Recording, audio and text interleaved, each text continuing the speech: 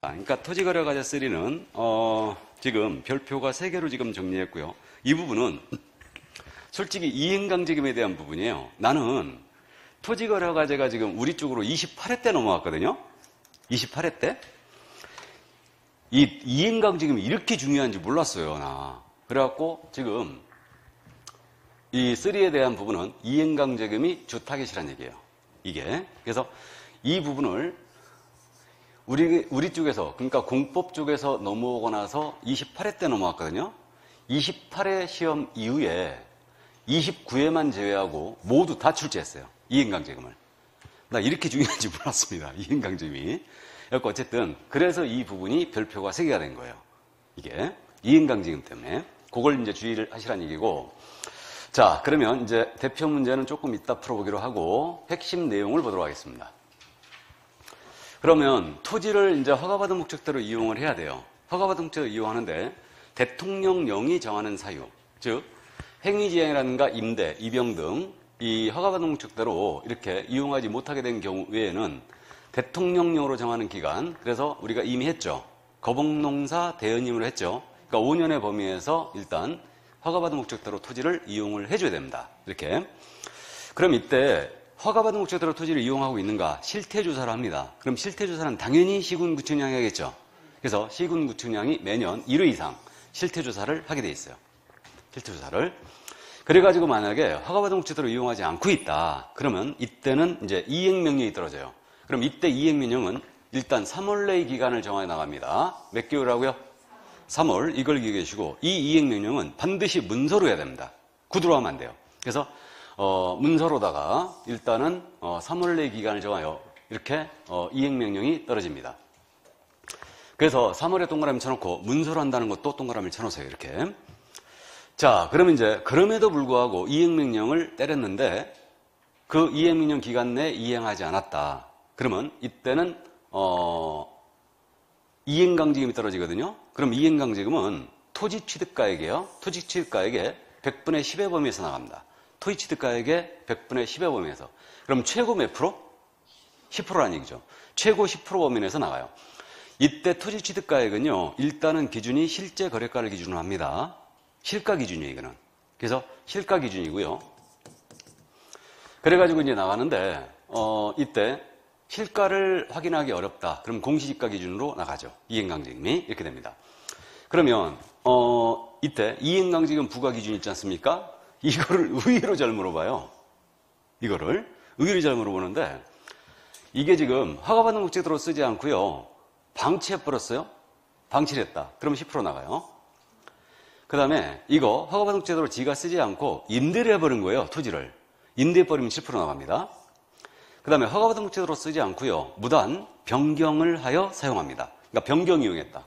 그러니까 허가를 안 받고 무단 용도 변경 사용해서 이용하는 거예요. 그럼 이때는 5%가 나갑니다. 기준금액이 5%예요. 그 다음에 이제 그 외의 기타는 일단은 7%가 나갑니다. 그럼 이걸 어떻게 기억할 거냐? 자, 방이 10개입니다. 방이 10개. 이 중에 임대한 게 몇 개냐면 7개예요. 임대한 게 7개. 그 다음에 용도 변경 사용하고 있는 거 있죠? 용도 변경 사용하고 있는 것은 5개. 그 밖의 방들은 색칠을 했대요. 기타, 색칠. 기타, 색칠. 몇 프로? 7%. 이렇게. 그래서 이 문장 그렇게 떠올리세요. 방이 10개다. 임대는 7개다. 이 중에 용도 변경 사용하고 있는 것은 5개다. 그 밖의 방들은 색칠했다. 기타 색칠이에요. 됐습니까? 이렇게 기준금액을 암기하세요. 이거는. 자, 그래서 이행강제금 부과 기준금액 이렇게 10%, 7%, 5%, 7% 이렇게 이제 암기해 주시고요. 그래서 이렇게 이제 기억을 해봅니다. 그다음에 이행강제금은 이행을 할 때까지 매년 1회 부과합니다. 매년 1회 부과한다. 1년에 한 번씩 부과하는데 이용 의무 기간이 끝났잖아요. 이용 의무 기간 끝나면 이제 부과를 중지해야 되겠죠. 그래서 부과를 중지하는데 이때 이미 부과된 거 있죠. 이미 부과된 거는 징수를 해야 됩니다. 그래서 이거를 무지하게 잘 물었어요, 지금. 이미 부과된 건 징수해야 된다. 이렇게. 그래서 이행강제금은 이행명령이 있은 날로부터 1년에 한 번씩 계속 이제 부과를 하는데 이용 의무기간이 끝나면 더 이상 부과를 중지하되 이미 부과된 건 징수해야 된다. 그럼 이행강제금 부과에 대해서는 이의를 제기할 수 있거든요. 이의 제기는 30일 내에 할 수 있다. 30일. 이거 있잖아요. 조금 헷갈리게 생겼거든요. 허가 불허가 처분에 대하여 이의 신청할 수 있다고 그랬죠. 이의 신청은 몇 개월에 할 수 있다고 그랬어요? 1개월이라고 그랬죠. 이거는 30일이죠. 그럼 이걸 여러분들이 30일을 한 달로 바꿔내거나 한 달을 30일로 바꿔냈다. 이거는 시험지로 확 찢어볼 일입니다. 그러면 이렇게 제가 얘기한 것은 절대 그렇게 안 낸다는 얘기예요. 그러니까 신경 쓸 필요가 없어요. 일단 감을 잡으면 돼.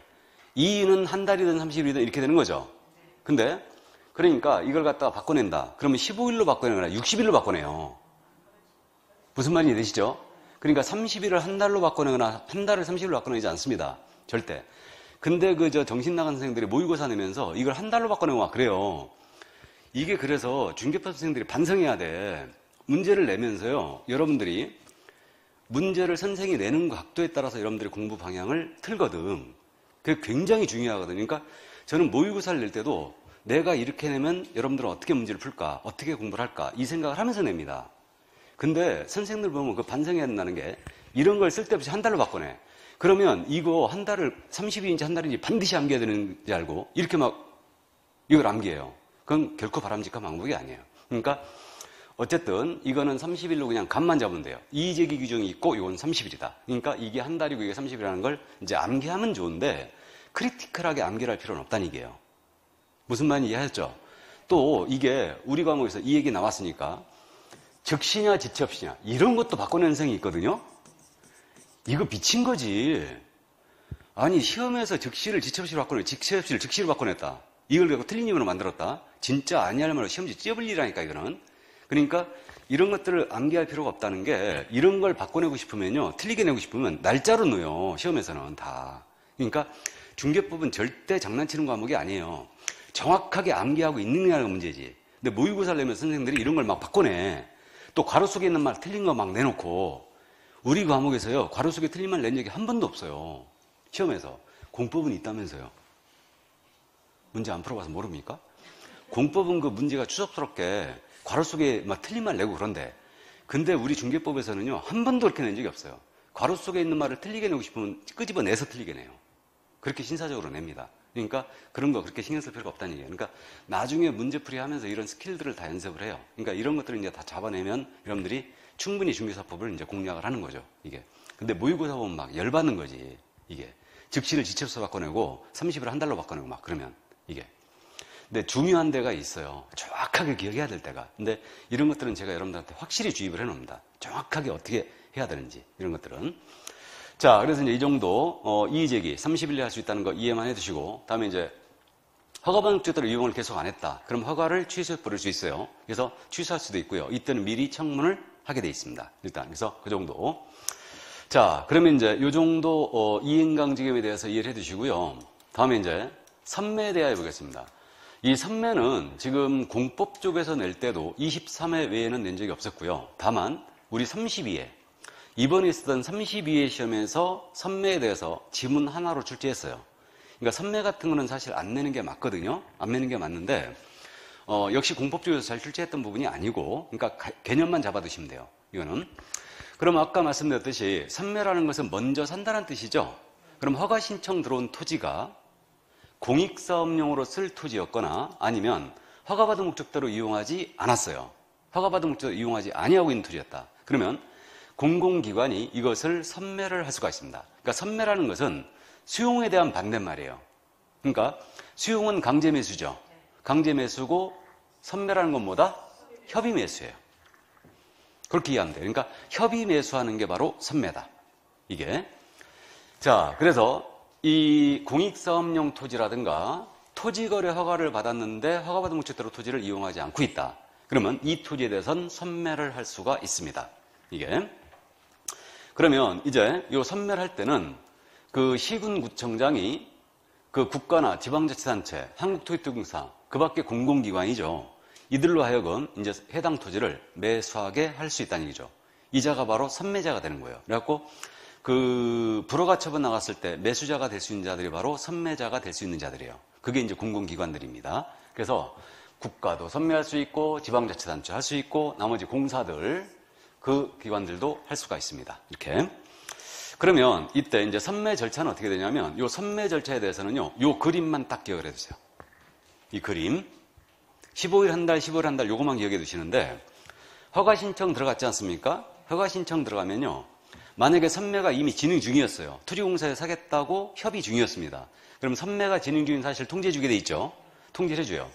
그러면 이런 사실이 없다면 선매자를 지정해야 됩니다. 그러니까 토지공사로 지정을 했어요. 그러면 지정 통지는 몇 달 내야 된다? 한 달 내야 돼요.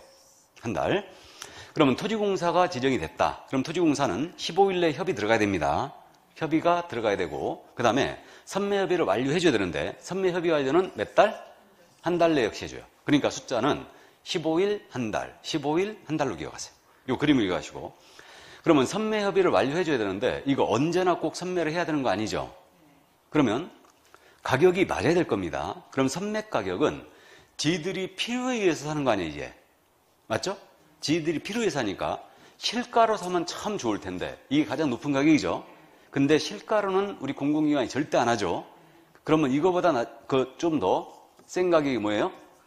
감정가입니다. 그러니까 공시가보다는 이게 세죠, 지금. 그래서 우리가 불허가 처분 나갔을 때 기준 가격은 공시가가 되는 거고 선매는 지들이 필요에 의해서 하니까 감정가를 기준으로 하는 거죠.